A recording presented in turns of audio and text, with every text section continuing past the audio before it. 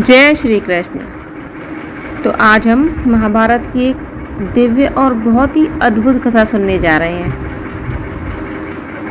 वनवास और अज्ञातवास के दिनों में जब पांडव बहुत कठिनाइयों से गुजर रहे थे, जंगल में रहना, साधारण जीवन जीना, भोजन का अभाव, ये सब कुछ उनके जीवन का हिस्सा था। लेकिन भगवान की कृपा और भक्ति की शक्ति कैसे हमारे बड़े से बड़े संकट को भी टाल सकती है, इस कथा से हमें यही शिक्षा मिलती है। तो चलिए इस कथा को आरंभ करते हैं। अब दुर्योधन के मन में तो पांडवों के प्रति बहुत द्वेष था ही। अब उसने सोचा कि पांडव तो वन में बड़ी कठिनाई में जी रहे हैं, तो क्यों ना कोई ऐसा उपाय किया जाए कि पूरी तरह से लज्जित हो जाएं और साधु संतों की सेवा भी न कर पाए। वो ऐसा कुछ सोच ही रहा था कि तभी महान तपस्वी ऋषि दुर्वासा अपने शिष्यों के साथ हस्तिनापुर आ गए। दुर्योधन ने उनका बड़ा भक्ति भाव से स्वागत किया, स्नान, भोजन, दान सब कुछ किया। हे भगवान, अगर आप मेरी सेवा से प्रसन्न हैं तो मुझ पर एक अनुग्रह करें। आप अपने शिष्यों के सहित पांडवों के पास जाइए। उन्हें आपके आशीर्वाद की बहुत आवश्यकता है। वो आपको देखकर बहुत प्रसन्न होंगे। ऋषि दुर्वासा सहमत हो गए और अपने सहस्त्रों शिष्यों के साथ पांडवों की ओर चल पड़े। दुर्योधन तो मन में बहुत खुश हो रहा था, उसका तो काम हो गया।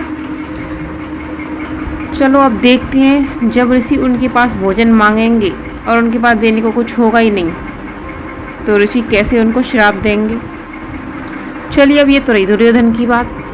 अब उधर ऋषि दुर्वासा पहुंच गए अपने शिष्यों के साथ पांडवों के आश्रम में। अब वहाँ पहुंचकर बोले, हे धर्मराज, हम सब स्नान करने जा रहे हैं और जब तक हम लौटें तब तक हमारे लिए भोजन की व्यवस्था कीजिए।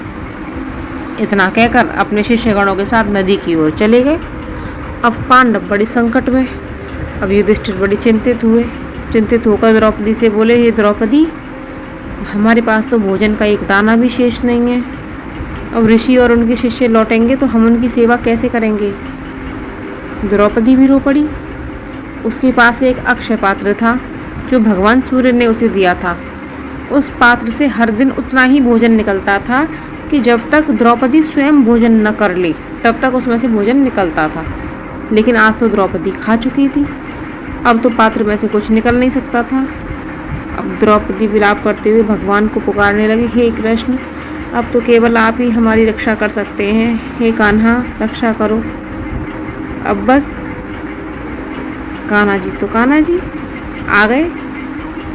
मुस्कुराकर बोली, सखी द्रौपदी, क्यों रो रही हो, क्या बात है। द्रौपदी बोली, माधव, आप तो सब जानते हैं, ऋषि दुर्वासा हजारों शिष्यों के सहित आने वाले हैं और हमारे पास तो भोजन है ही नहीं। वो हमें श्राप दे देंगे, हमारी रक्षा कीजिए प्रभु। भगवान हंसते हुए बोले, द्रौपदी, पर मैं तो भूखा आया हूँ, पहले मुझे तो भोजन दो। द्रौपदी हैरान हो गई, प्रभु, जब हमारे पास ऋषियों को खिलाने के लिए कुछ नहीं है तो मैं आपको क्या खिलाऊं। कान्हा जी बोले, जाओ, तुम जाकर अक्षय पात्र को लेकर आओ, देखो उसमें कुछ है या नहीं। अब द्रौपदी तो पहले देख चुकी थी, खा लिए, फिर भी अब जब भगवान ने कहा है, कान्हा जी ने कहा है, तो उसे देखना पड़ा। संकोच से द्रौपदी ने पात्र उठाया, उसमें भोजन तो था नहीं, पर हाँ, उसके तले में एक छोटा सा चावल का दाना रह गया था। द्रौपदी बोली, हे कृष्ण, मेरे पास तो बस यही है। भगवान तो प्रसन्न हो गए, बोले, अरे है तो सही, बस बहुत है मेरे लिए। और उन्होंने वो दाना और पत्ती उठा ली और उन्होंने उसे खाया और बस जैसे ही भगवान ने खाया सबका पेट भर गया। उधर जब नदी में दुर्वासा ऋषि और उनके शिष्य स्नान कर रहे थे, वो अचानक तृप्ति का अनुभव करने लगे। उन्हें ऐसा लगा जैसे अभी अभी राजभोग किया हो, पेट भर के खाना खाया हो, भोजन किया हो। ऋषि दुर्वासा भी आश्चर्यचकित हुए, बोले, शिष्यों, मुझे तो ऐसा प्रतीत हो रहा है कि मैंने तो अन्न पूर्ण मात्रा में खा लिया हो। शिष्य बोले, गुरुदेव, हमें भी यही अनुभव हो रहा है। सब एक दूसरे की ओर देखने लगे। अब दुर्वासा जी बोले, अगर यदि हम पांडवों के आश्रम में गए तो वो हमसे आग्रह करेंगे कि भोजन करें, पर हम तो एक तिनका भी नहीं खा पाएंगे, एक कण भी नहीं खा पाएंगे भोजन का। हमारा पेट तो अत्यधिक भर रहा है और ये तो उनका अपमान हुआ। इससे अच्छा तो यही है कि हम बिना मिले ही लौट जाएं। और ऐसा कहकर ऋषि और उनके शिष्य वहाँ से बिना कुछ कहे ही लौट गए। तो द्रौपदी ने जब पूरी श्रद्धा से कृष्ण को पुकारा तो देखिए कान्हा जी आ ही गए।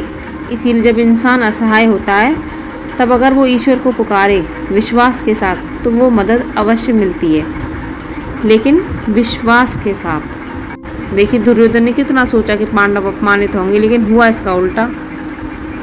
तो बस जो दूसरों के लिए गड्ढा खोदता है वो खुद ही उसमें गिरता है।